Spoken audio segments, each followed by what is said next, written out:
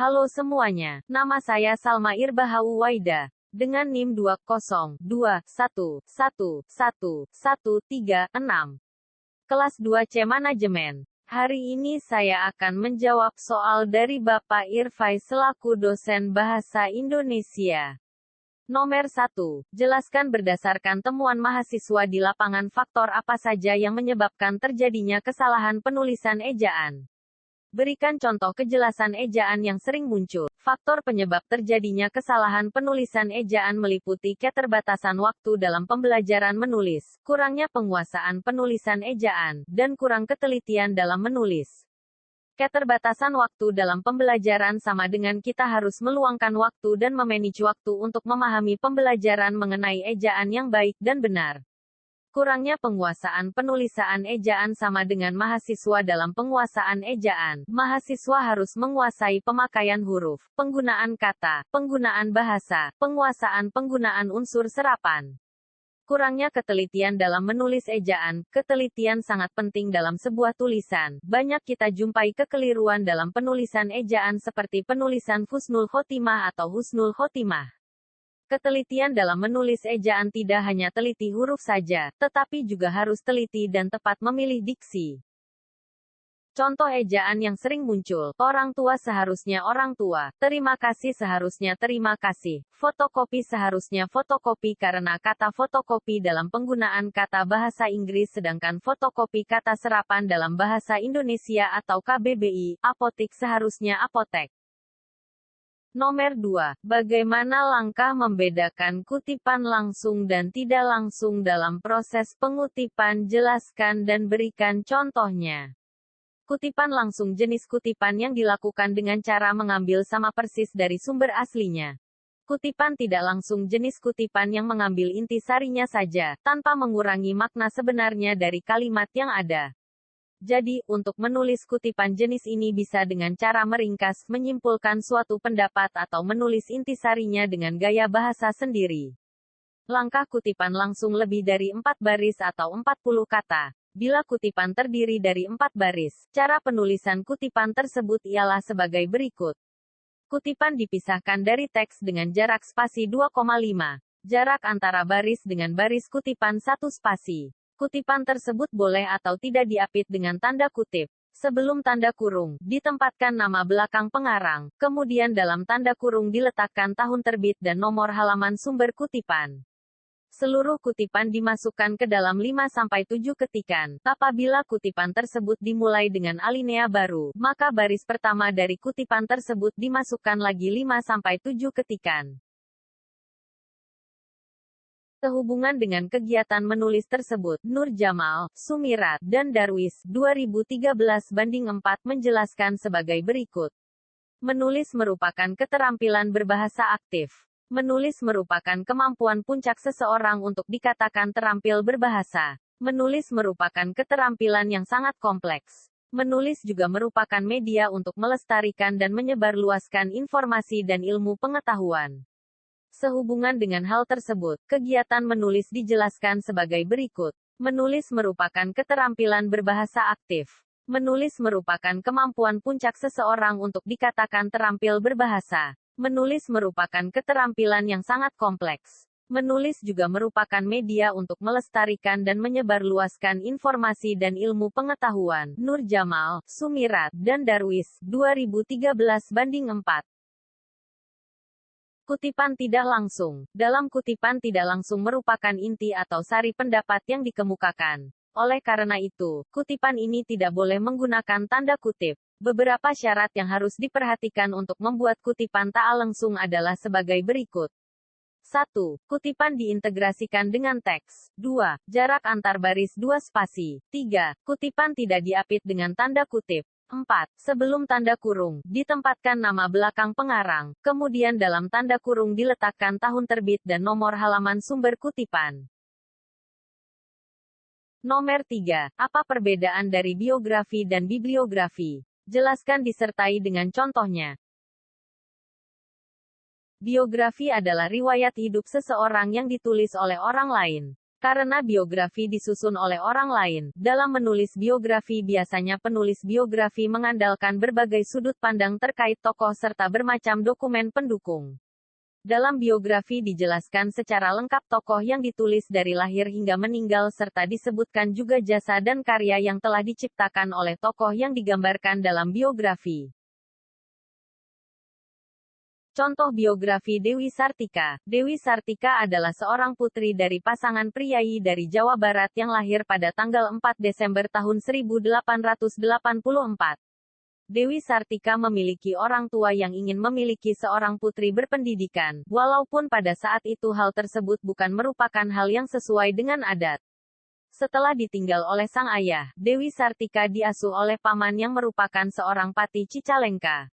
Dari pamannya, Dewi Sartika mengetahui mengenai Sunda, sementara pengetahuan mengenai budaya Barat.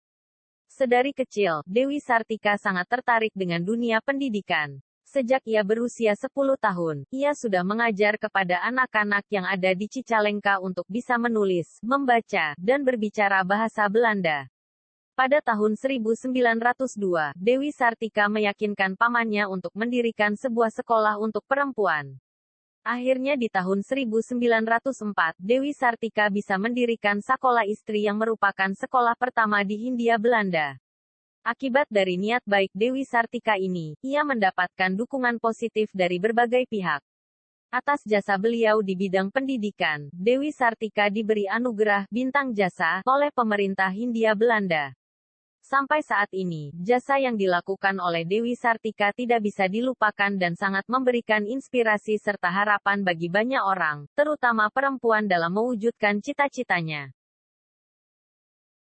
Bibliografi adalah sebuah daftar yang berisi judul buku, artikel-artikel dan bahan-bahan penerbitan lainnya.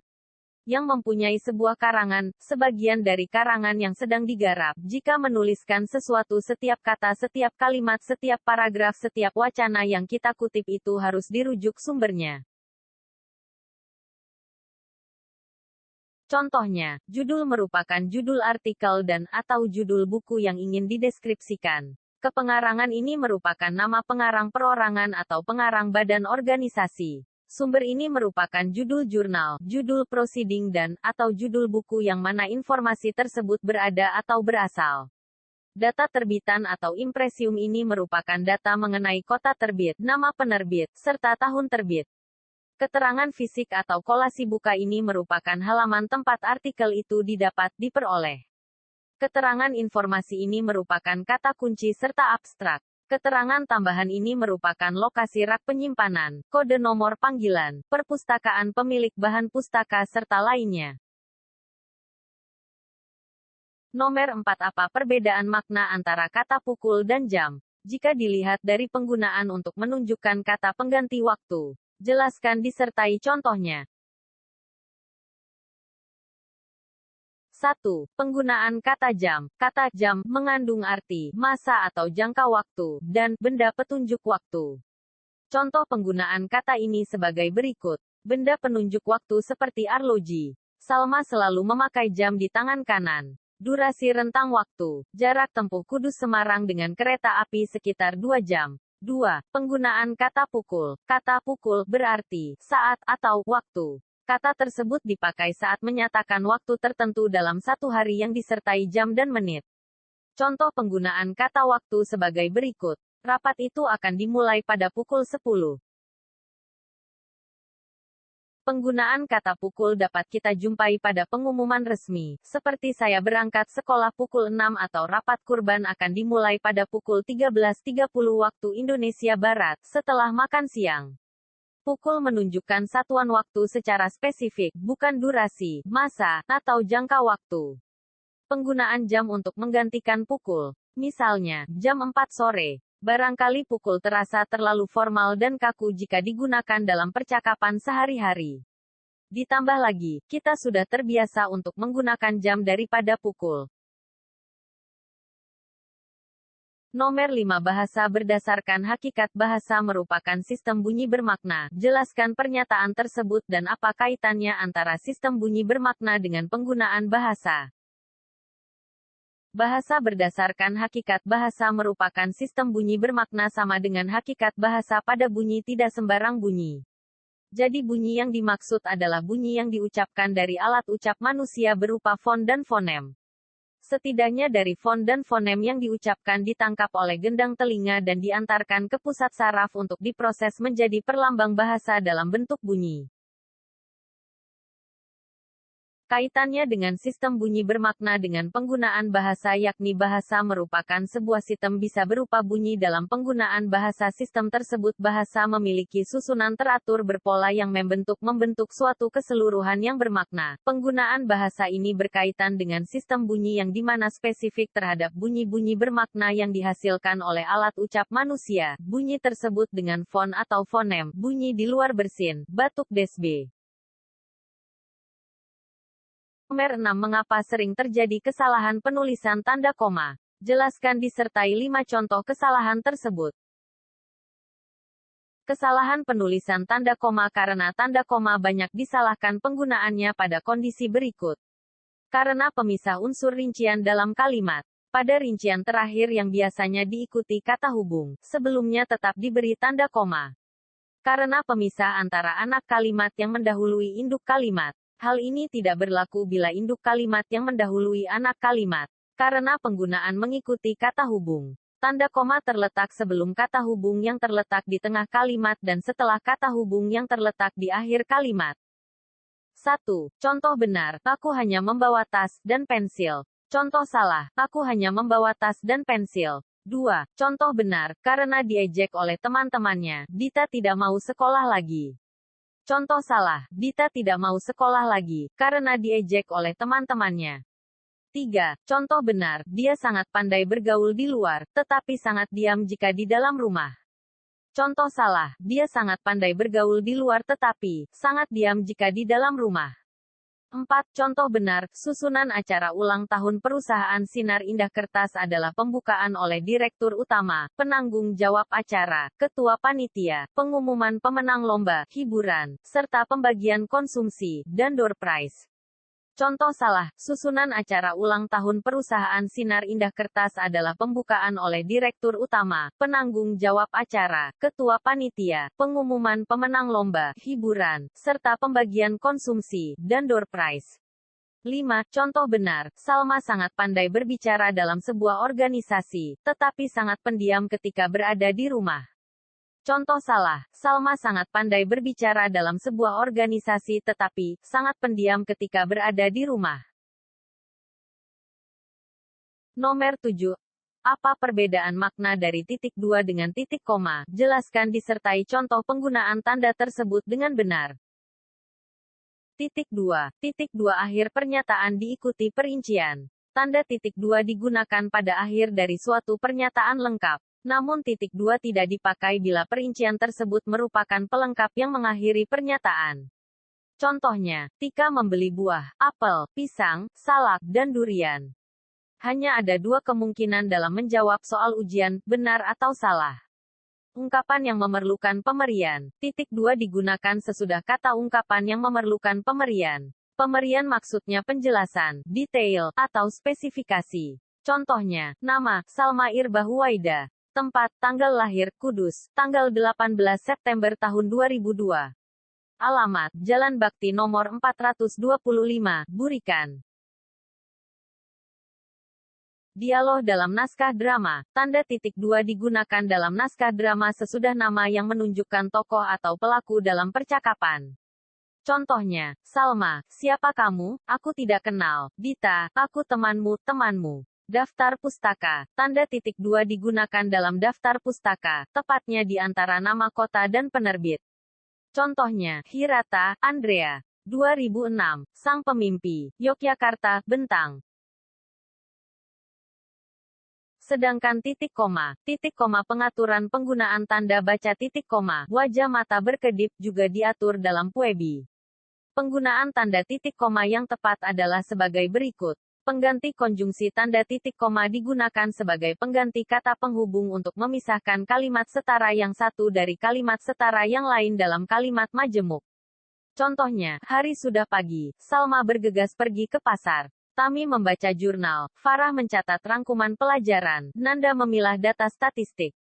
Akhir perincian tanda titik koma digunakan sebagai akhir dari perincian berupa klausa.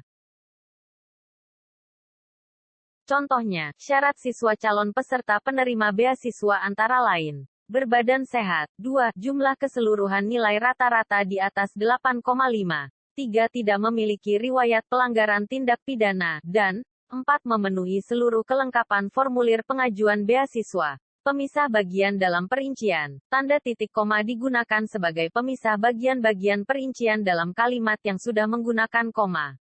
Contohnya, penjaga toko memisahkan barang dagangan di rak, seperti buku, pensil, penggaris, penghapus, makanan ringan dan minuman kemasan, sabun, pasta gigi. Nomor 8. Jelaskan mengapa sering terjadinya kesalahan penulisan tanda miring. Berikan contoh kesalahan tersebut yang benar. 1. Kurang pemahaman. Tidak sedikit para penulis dalam penulisannya bukan tidak memperhatikan ejaannya, akan tetapi kurangnya pemahaman atau pengetahuan mengenai hal-hal tersebut. Salah satu contohnya adalah ketika seorang penulis tidak mengetahui bahasa asing tersebut apakah sudah menjadi bahasa serapan di bahasa Indonesia, sehingga penulis tersebut kebingungan bagaimana menuliskannya dalam bahasa Indonesia. 2. Kesalahan penulisan. Kesalahan dalam penulisan huruf miring tidak serta-merta karena kurangnya pemahaman mengenai ejaan dalam bahasa Indonesia, akan tetapi bisa jadi karena kurang teliti dalam penulisannya. Contohnya, 1. Kesalahan penulisan judul. Kesalahan penulisan judul buku, majalah, artikel, puisi, dan sebagainya. Contohnya, analisis stilistika dalam kumpulan puisi buku latihan tidur karya Joko Pinurbo. Judul yang benar adalah analisis stilistika dalam kumpulan puisi buku latihan tidur karya Joko Pinurbo.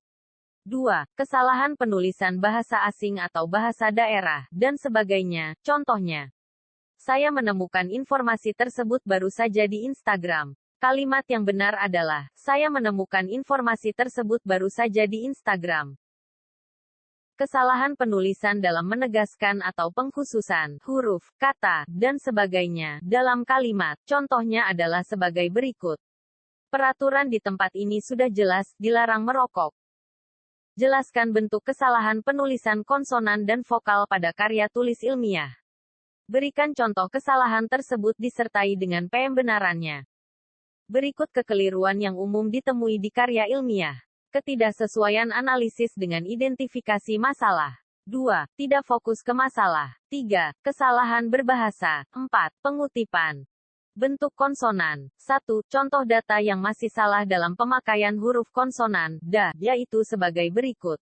1. Podomoro seharusnya 1 A pada Mara data 3 pemakaian frasa yang bercetak tebal pada contoh nomor 1 juga masih salah karena terdapat kesalahan pemakaian huruf vokal yaitu terlihat dari penulisan frasa Podomoro, karena penulisan tersebut menggunakan fonem konsonan, D.